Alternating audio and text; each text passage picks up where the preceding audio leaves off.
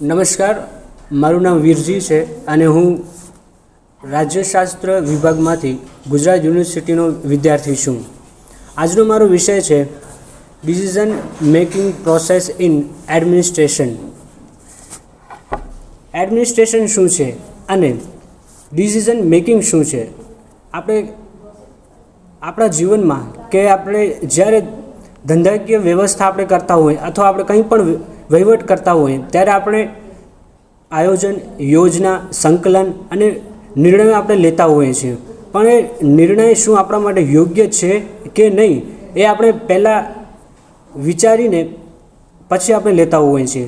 તથા એ વહીવટમાં આપણે શું ફાયદો થશે, કેટલો ખર્ચ થશે એના વિશે આપણે વધારે વિચારતા હોઈએ છીએ. એને સામાન્ય રીતે નિર્ણય પ્રક્રિયા તરીકે ઓળખવામાં આવે છે. નિર્ણય પ્રક્રિયા એટલે શું? એનો અર્થ શું? વિવિધ પ્રકારના આપણી જોડે વિકલ્પો હોય, એમાંથી શ્રેષ્ઠ વિકલ્પ પસંદ કરીને અને ઉદ્દેશ્યને પ્રાપ્તિ કરવા માટે આપણે જે પણ આર્થિક, સામાજિક અને માનસિક એફર્ટ કરીએ તેને નિર્ણય પ્રક્રિયા કહેવામાં આવે છે. આ નિર્ણય પ્રક્રિયા માટે અમુક તત્વોનો પણ સમાવેશ થાય છે. એક, સમસ્યાની ઓળખ. નિર્ણય લેવાની પહેલાં આ પ્રક્રિયામાં સમસ્યા ઓળખવામાં આવે છે. સમસ્યા ઓળખતી વખતે તેમાં ખર્ચો કેટલો થશે અને લાભ કેટલો થશે તથા વિકલ્પોની કેટલી જરૂર છે અને વિકલ્પો કેટલા આપણી પાસે છે તેની ઓળખ કરવામાં આવે છે. આ પ્રકારની નિર્ણય પ્રક્રિયા ધંધાકીય માળખામાં ખૂબ જ ઉપયોગી છે. 2, માહિતી એકત્રિત કરવી. કોઈપણ કાર્ય સમાપ્ત કે શરૂ કરવા માટે આપણે યોગ્ય માહિતી એકત્રિત કરતા હોઈએ છીએ. કારણ કે વગર માહિતી કંઈ પણ કાર્ય સંપન્ન થતું નથી. યોગ્ય નિર્ણય લેવા માટે સચોટ માહિતી તથા અહેવાલો અને આંકડાઓનો પણ આપણે અભ્યાસ કરતા હોઈએ છીએ. 3 છે વિકલ્પો તૈયાર કરવા. વિકલ્પો આપણે એનો અભ્યાસ કરીને શ્રેષ્ઠ વિકલ્પ આપણે પસંદ કરતા હોઈએ છીએ, જેના દ્વારા આપણને સફળતા મળે અને આપણો જે ધ્યેય હોય તેને આપણે સરળતાથી પ્રાપ્ત કરવા માટે આપણે શ્રેષ્ઠ વિકલ્પ પસંદ કરીએ છીએ. 4 છે મૂલ્યાંકન અને પસંદગી. વિકલ્પ શ્રેષ્ઠ પસંદ કરીને તેના પર મૂલ્યાંકન કરીએ છીએ અને તેના પર અભ્યાસ પણ આપણે કરીએ છીએ. કારણ કે મૂલ્યાંકન કર્યા વગર અને અભ્યાસ કર્યા વગર આપણને સફળતા મળતી નથી. એ માટે મૂલ્યાંકન તથા અભ્યાસ આપણે નિષ્ણાતો દ્વારા તથા વહીવટી માળખાઓમાં વિવિધ વિભાગો બનાવીને આપણે નિર્ણય તથા મૂલ્યાંકન કરતા હોઈએ છીએ. 5, અમલીકરણ. વિવિધ વિકલ્પો તથા શ્રેષ્ઠ વિકલ્પ આપણે પસંદ કરીને એ માળખા તથા સફળતા મેળવવા માટે આપણે આપણા વિચારો તથા વિકલ્પોને અમલમાં મૂકતા હોઈએ છીએ. કારણ કે અમલમાં મૂકવા પહેલાં આપણે શ્રેષ્ઠ વિકલ્પ પસંદ કરી લીધો હોય છે. અમલમાં મૂક્યા બાદ મૂલ્યાંકન અને પ્રતિસાદની પણ અતિ આવશ્યકતા છે.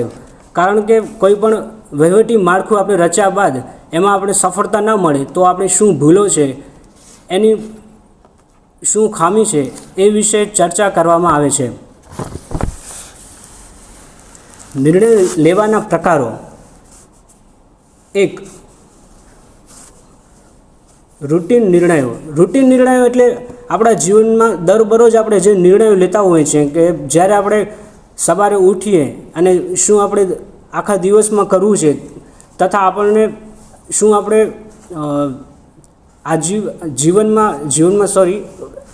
આખા દિવસમાં શું કરવું છે એ વિશે આપણે ગાણિતિક દ્રષ્ટિએ આપણે આખો દિવસ સમજીને સમયને એક પ્રકારે આપણે ગોઠવી દેતા હોઈએ છીએ. તેને રૂટીન નિર્ણય તરીકે ઓળખવામાં આવે છે. 2. મહત્ત્વપૂર્ણ નિર્ણય. આપણા જીવનમાં ઘણીવાર આપણે મહત્ત્વપૂર્ણ નિર્ણય આપણે લેતા હોઈએ છીએ. દાખલા તરીકે કાર લેવી, હાઈ એજ્યુકેશન લેવું.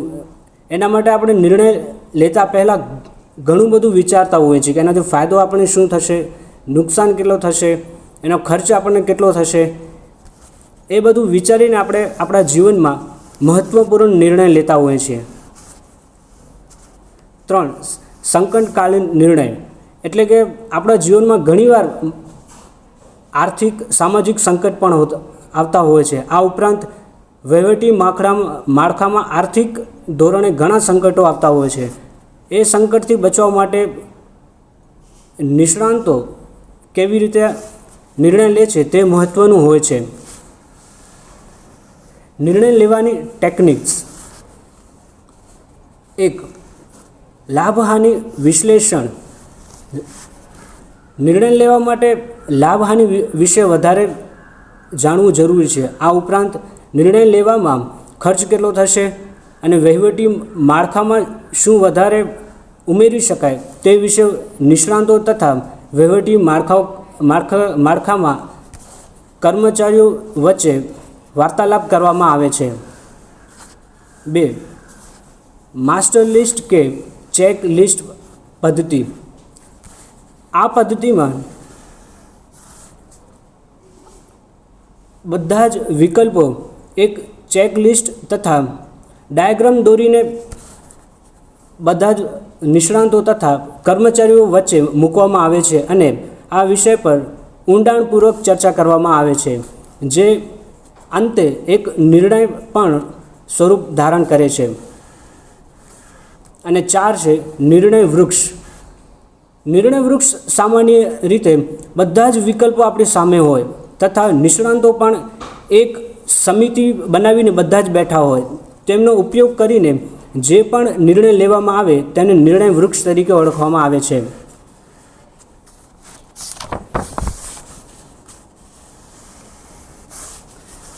હવે છે નિર્ણય લેવાના સિદ્ધાંતો. 1. તાર્કિક નિર્ણયનો સિદ્ધાંત. આ સિદ્ધાંતમાં નિર્ણય બૌદ્ધિક તથા તર્કશક્તિનો ઉપયોગ કરીને વહીવટી માળખા તથા આપણા જીવનમાં મનુષ્ય તથા પ્રાણીઓ પણ લેતા હોય છે. આ ઉપરાંત વહીવટી માળખામાં તર્કબદ્ધતા જે કર્મચારીમાં વધારે હોય તેનો ઉપયોગ કરીને માળખામાં આ સિદ્ધાંતનો ઉપયોગ કરવામાં આવે છે. 2 છે મર્યાદા તર્ક સંગત સિદ્ધાંત. આ સિદ્ધાંતમાં માળખું રચ્યા બાદ આર્થિક રીતે તથા સમયની ખામી હોવાથી માળખા પ્રમાણે આયોજન તથા યોજના ઘડવામાં આવે છે અને તેને સફળ બનાવવા માટે નિર્ણય પણ લેવામાં આવે છે. 3 છે અંતરદૃષ્ટિકોણ આધારિત નિર્ણયનો સિદ્ધાંત. આ સિદ્ધાંતમાં મહદઅંશે નિષ્ણાંતો વધારે ઉપયોગ કરતા હોય છે, કારણ કે તેમની પાસે બહોળા પ્રમાણમાં અનુભવ હોય છે અને આ અનુભવનો તેઓ અચાનક ખરાબ સ્થિતિ સર્જાય તે સમયે તેમનો આ સિદ્ધાંતનો ઉપયોગ કરતા આપણને જોવા મળે છે.